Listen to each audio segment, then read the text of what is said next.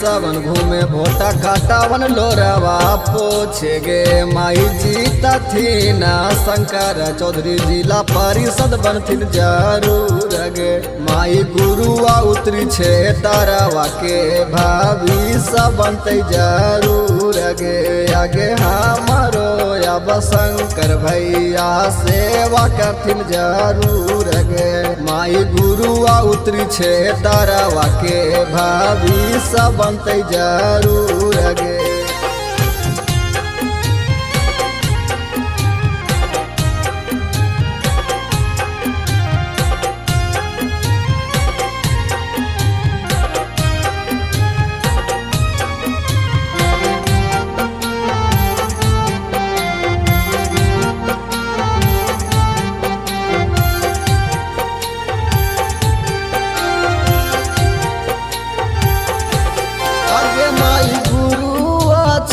तारावा में सोरहाई ना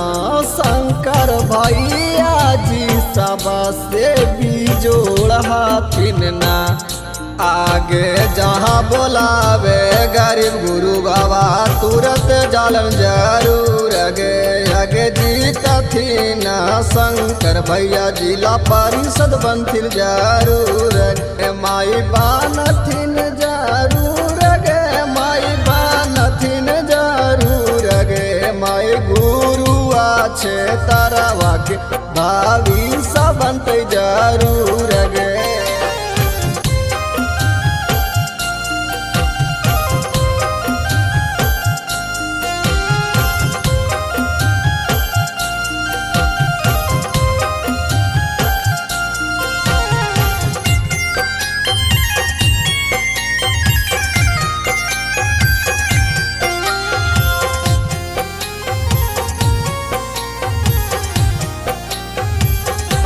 आगे माई वोट दिहा सोचा बिचारी के ना जावन बूझला गरीब के लाचारी के न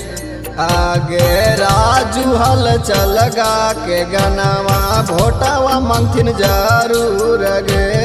भोटावा मंगथिन जरूर गे माई भोटावा मंगथिन जरूर गे माई जीता थीन शंकर चौधरी जिला परिषद बनथिन जरूर गे आगे जीता थी ना शंकर भैया जिला परिषद बनथिन जरूर गे।